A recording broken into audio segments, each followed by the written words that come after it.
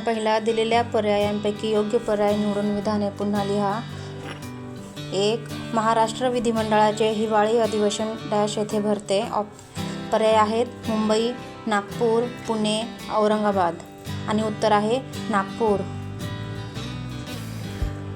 2. राज्यपालाची नियुक्ती डॅश कडून होते. पर्याय आहेत मुख्यमंत्री, प्रधानमंत्री, राष्ट्रपती आणि सरन्यायाधीश. उत्तर आहे राष्ट्रपती.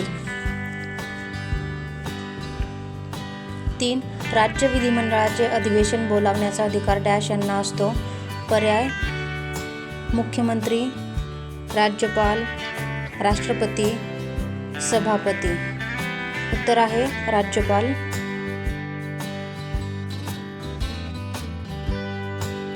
प्रश्न दुसरा, तक्ता पूर्ण करा. विधानसभा, विधान परिषद, कार्यकाल, सदस्य संख्या, निवडणुकीचे स्वरूप आणि प्रमुख. उत्तर आहे विधानसभा. कार्यकाल आहे 5 वर्ष, सदस्य संख्या 288, निवडणुकीचे स्वरूप प्रत्यक्ष लोकातून निवडणुकीद्वारे आणि प्रमुख असतात विधानसभा अध्यक्ष.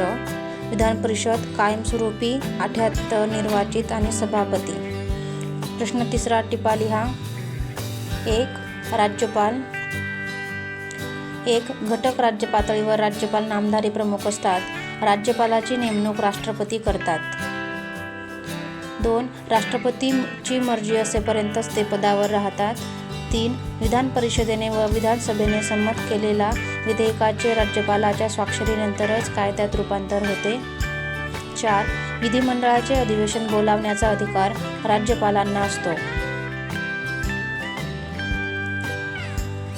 दुसरा आहे मुख्यमंत्र्यांची कार्य.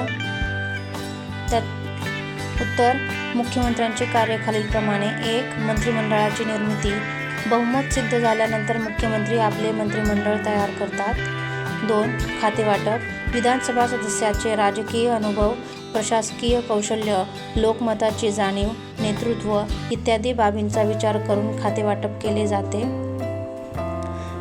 तिसरं कार्य आहे खात्यामध्ये समन्वय.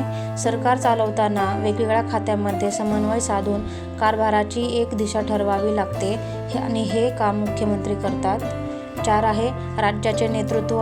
मुख्यमंत्री राज्याचे नेतृत्व करतात. आपल्या राज्यातील लोकांचे हित, त्यांच्या समस्या, अडीअडचणी लक्षात घेऊन त्यानुसार नवीन धोरणाची निर्मिती मुख्यमंत्री करतात.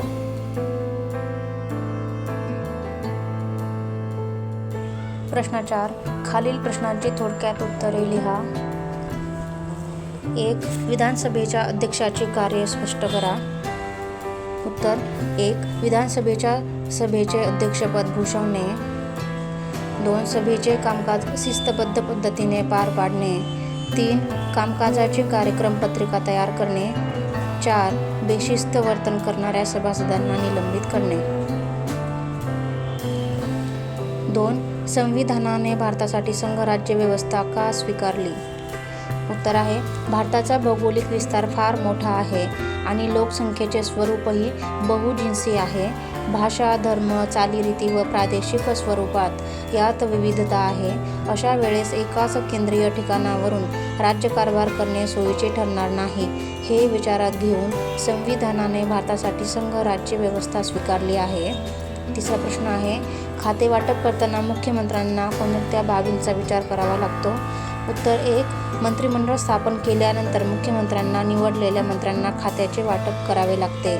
2 आहे खातेवाटप करतानाही मंत्र्यांना राजकीय अनुभव, प्रशासकीय अनुभव, कौशल्य, लोकमताची जाणीव, नेतृत्व इत्यादी बाबींचा विचार करावा लागतो.